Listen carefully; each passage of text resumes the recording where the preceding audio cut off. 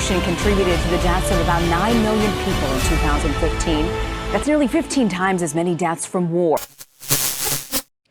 Have you ever thought about where the carbon dioxide that produced by vehicle and industrial activities goes?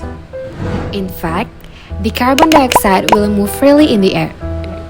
And when the carbon dioxide level is very high, it will have a negative impact on people who inhale it. It also can increase the average Earth's temperature and trigger global warming. But what if we store the carbon dioxide in the subsurface? So, less carbon dioxide moves freely in the air. That's technology called carbon capture storage, or known as CCS. As its name, the carbon dioxide goes through three mechanisms, such as capture with several technologies and then transport to storage in the Earth's subsurface. There are three categories for capturing carbon dioxide. The first is post-combustion carbon capture. This is the primary method that used in existing power plants. In the post-combustion method, carbon dioxide is separated from the flue gas of the power station by bubbling the gas through an absorber column packed with liquid solvents such as ammonia that preferentially take out the carbon dioxide. The chemicals in the absorber column become saturated. A stream of superheated steam at around 120 degrees is passed through it. This releases the trapped carbon dioxide, which can then be transported for storage. The second is pre-combustion carbon capture.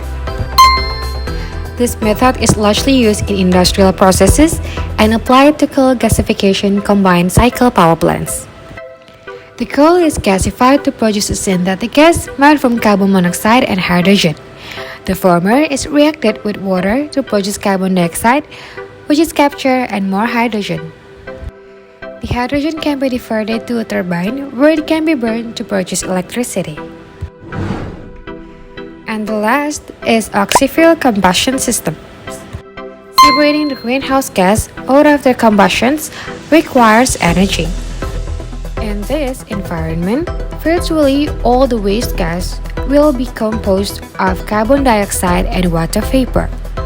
The latter can be condensed out, while the former can be piped or transported directly to a storage facility. In the oxy-fuel system, the air fed into the boiler has to be separated into liquid oxygen, gaseous nitrogen, argon, and other trace gases.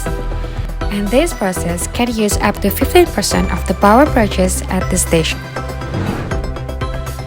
After choosing the capture method, the carbon dioxide will be moved to the subsurface by injection. But we must inject the carbon dioxide carefully into the subsurface. They must have a good trapping mechanism to store carbon dioxide, especially in the deep saline aquifer. There are four mechanisms such as structural trapping, or the condition where a good cap rock and trapping from the geological structure. Residual trapping or capillary trapping. This trapping is caused by capillary pressure on rock pores. So, the carbon dioxide stored as immobile gas on the rock pores. Solubility trapping, or when the carbon dioxide is injected with brine in the aquifer. So, there is a mass transfer to the aquifer. Mineral trapping.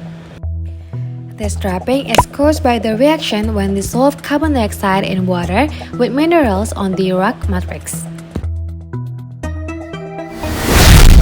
Indonesia, as one of the largest oil and gas producing countries, has many sedimentary basins with depleted oil and gas fields. So, there is a lot of potential for carbon storage as an alternative to reducing national emissions of carbon dioxide and the other greenhouse gases by 29% below a baseline trend by 2030 unconditionally, and by up to 41% on the condition that international support for finance, technology transfer, and capacity building. So, what is our role as a geoscientist for climate mitigation by developing this technology?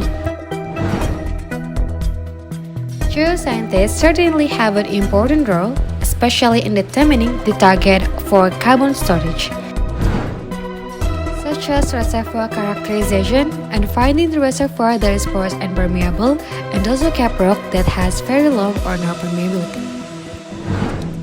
And subsurface imaging to find carbon storage, a geophysicist can conduct geophysical surveys such as seismic, gravity, and electromagnetic, and also we can estimate the storage capacity. If we develop the CCS technology, we not only reduce carbon emissions, but also help to enhance the oil and gas recovery by carbon injection to the reservoir.